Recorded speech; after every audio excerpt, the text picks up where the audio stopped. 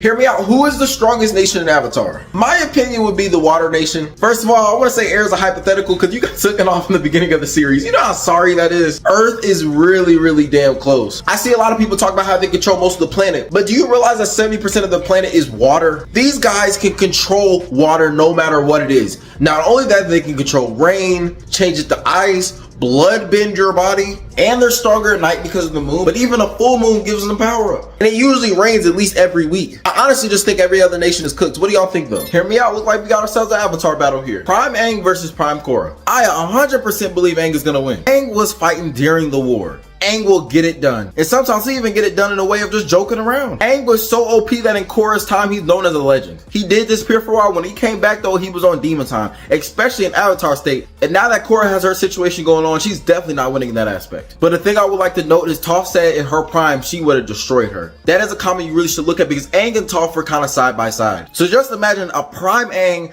Avatar state, going against Korra, no matter what form she's in. She's done. What do y'all think though? Hear me out. Can we be honest for a second? Toph was seriously OP. The first time I saw Toph, I was like, they really gonna add a blind girl to the team? But holy shit, she was like my favorite character. She can sense anybody sneaking up on her, know your moves before you make them, even dodge or bend back at you. Pause. She was downright the most useful member of the team other than Aang. On top of that, she created metal bending. Did y'all like Toph? Hear me out. What is the most broken bending ability? I'm gonna have to go with air. I know a while ago I said water is the most OP, but rewatching Avatar, air is low-key untouchable. Earth is supposed to be their match, but they are so grounded that you're not usually gonna hit an airbender. You can throw whatever you want at them, but they're more versatile. They're good at dodging. Whatever they throw can barely be seen. Air doesn't really have a power-up, so when you think about tornadoes, hurricanes, a trained airbender would go off. They could take the air out of your lungs. Hell, all the air out of your body crumble you up and kill you right off the spot. Yeah, I'm low-key about to go there. Hear me out. You know what? Rewatching Avatar, I realized how OP Avatar Kyoshi was. Plus, she lived to the ripe age of 230. Not only that, she was 7 feet tall. She technically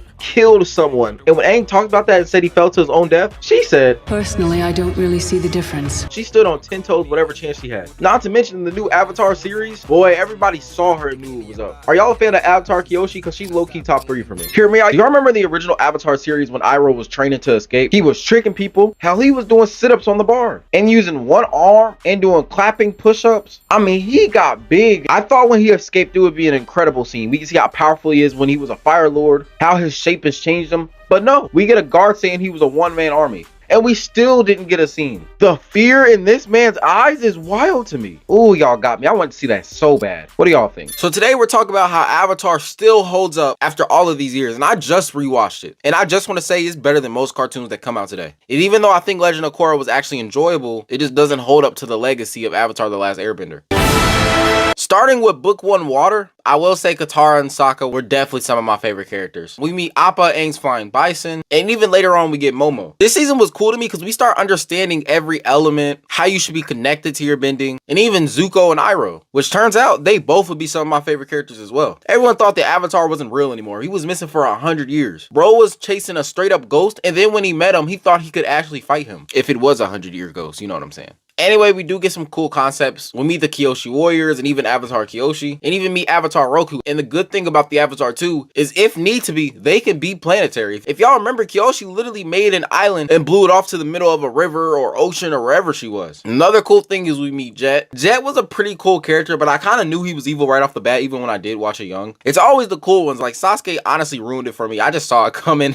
But I think my favorite part of this season, which is a cliche, but it is definitely the end of the season, where Aang is kind of controlling this giant water spirit, which for the guy who doesn't kill, he definitely killed Zhao. But Aang was definitely a fuck around and find out type of situation. I mean, this thing was huge and it took out the whole Fire Nation army. Even though I did move on from that pretty quickly, I am going to move on to Book 2, Earth. Earth and Fire are kind of hand in hand for me. They're definitely both of my favorite seasons. It's because top 3 of my favorite characters, Toph was legit amazing. Toph is this blind girl that didn't let that stop her. Most likely the greatest earthbender of her time. She had a really OP ability that was called Seismic Sense, meaning she could tell your moves before you even make them. If anything, she technically sees better than you in different aspects. And her sarcasm was hilarious. And this season we got pretty good storylines. Like when Appa went missing, Aang went crazy. And the inside war that Ba Sing Se was having with the Dai Li, wild. And in this season, it really made me jump my love for Azula, because not only was she a crazy 14-year-old, she was also inspiring, if y'all remember that speech in Ba Sing Se. And her, Ty Lee, and May dressing as the Kyoshi Warriors. Oh my god, Avatar, you just know how to make a great story. And my main takeaways from this was Toph also learning how to metal bend. That was the first time I think we got somebody in the series creating their own ability. Because I don't think Azula created lightning, but it was cool seeing her interest with blue fire. Not to mention Zuko is becoming a better person. And that character development is going crazy. At the end of this, we probably get one of the best scenes we ever could have got. One of them is Zuko getting close with Katara, but ends up turning on her overall just for his honor. And them teaming on Aang, and even Azula getting a clean lightning strike on Aang. No lie, I did think he was done at first when I was a kid, but now that I'm older, I kind of knew it was going to happen. And low-key, Aang with hair is pretty cursed. Now to the final season. The gang is now dressed up as Fire Nation as they're trying to sneak in and see what they can learn. And low-key, it's not as bad as I thought it would be. They're meeting kids, dressing up as patent ladies. Hell, it was just all around a good time. But not for long. They're trying to get an army together before the eclipse, which is obviously going to take the Fire Nation's powers away, which they do end up being successful, by the way. And although they do end up failing because they had a plan, and Azula knew before this because Ba Sing Se's leader told her, which was stupid because why would you share that information with the Kyoshi Warriors in the first place? Anyway, I digress from that. Azula is really good at distracting people. For a 14-year-old, she sure does act like a grown adult. So that lightning ability Iroh taught Zuko actually worked, and he directed the lightning back at his father and leaves to help the Avatar, showing his character development and showing him actually wanting to be a better person. Now, Combustion Man does finally find the gang, and they do stop him for good, and they even accept Zuko. And now Aang has learned every bending ability. Aang went missing to find a lion turtle.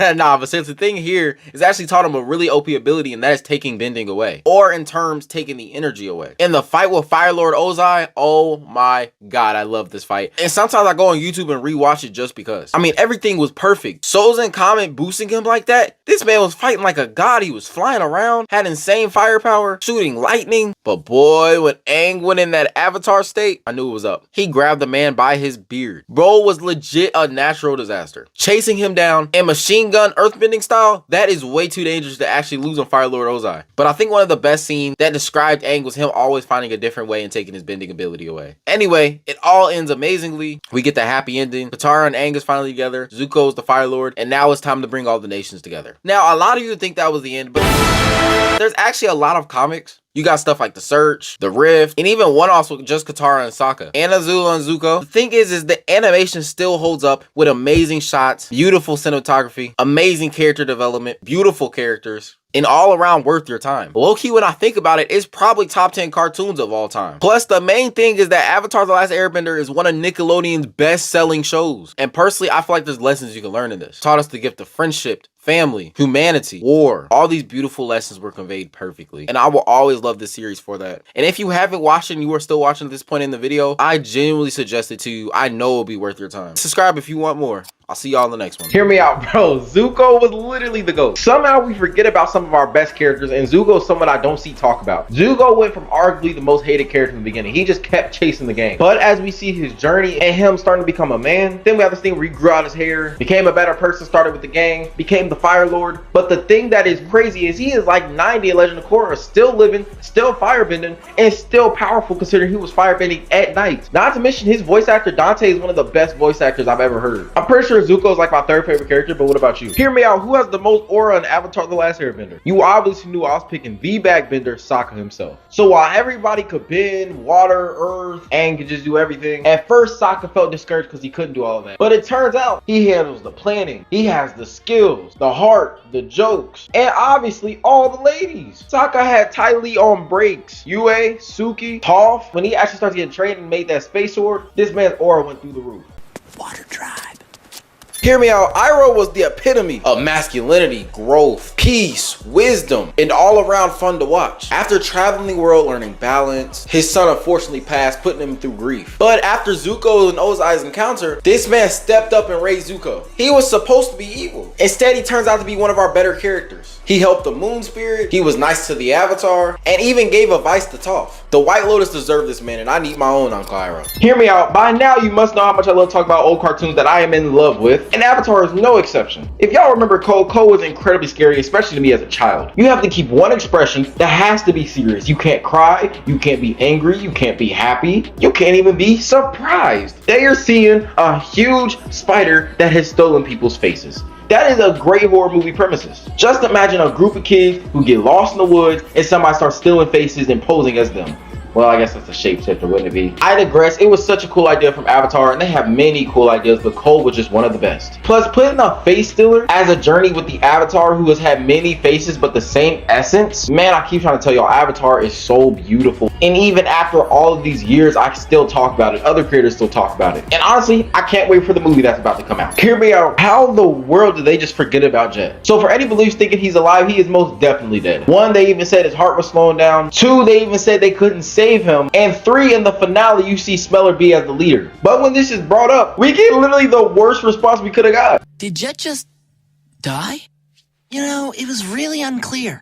Did y'all enjoy Jet as a character? Hear me out, man. If you love Avatar, there will be no Avatar without Katara. Put some respect on her name. Her waterbending went from a magic trick to a full-on weapon with healing properties. This woman carried and taught Aang waterbending, and went out of her character to steal a waterbending scroll from the pirates.